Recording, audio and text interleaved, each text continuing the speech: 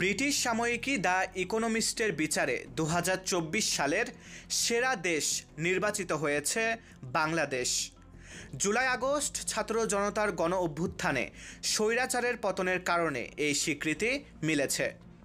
ইকোনমিস্টের দাবি, শেখ হাসিনা ক্ষমতাচ্যুত হওয়ার পর নোবেলজয়ী সরকার প্রধান ডক্টর মোহাম্মদ ইউনূসের নেতৃত্বে বাংলাদেশে স্থিতিশীল হয়েছে অর্থনীতি, ফিরছে শান্তি শৃঙ্খলা।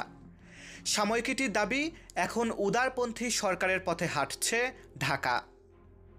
প্রতি বছরই ডিসেম্বরে বর্ষসেরা দেশ নির্বাচিত করে ব্রিটিশ সাময়িকী দ্য ইকোনমিস্ট।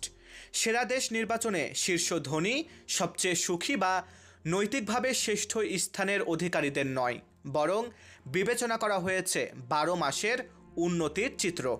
আর সেই বিচারে তাদের কাছে ২০২৪ সালের সেরা দেশ বাংলাদেশ। বাংলাদেশকে সেরা নির্বাচনের কারণ হিসেবে দেশে স্বৈরশাসনের অবসান ঘটিয়ে নতুন অধ্যায়ের সূচনার কথা উল্লেখ করা হয়েছে। প্রতিবেদনে উঠে এসেছে জুলাই আগস্টে ছাত্র জনতার বীরত্বগাথা। প্রতিবেদনে বলা হয়, দেশের স্বাধীনতার একজনের নায়কের কন্যা, একসময় দ্রুত অর্থনৈতিক প্রবৃদ্ধির নেতৃত্ব দেয়া শেখ হাসিনা দমনপীড়ন আর ভোট জালিয়াতির মাধ্যমে স্বৈরশাসকে পরিণত হয়েছেন।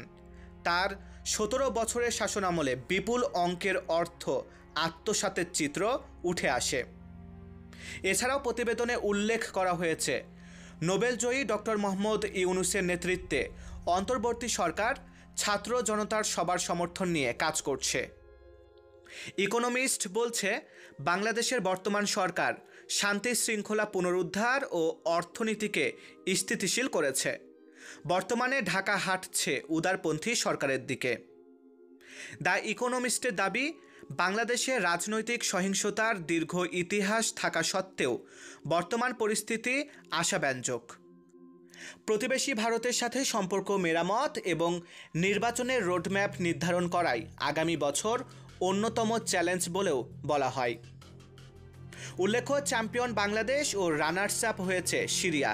তাছাড়াও সেরা দেশের তালিকায় স্থান পেয়েছে পোল্যান্ড, দক্ষিণ আফ্রিকা ও আর্জেন্টিনা। মারুফ হাসান বিশাল, বাংলার ১০।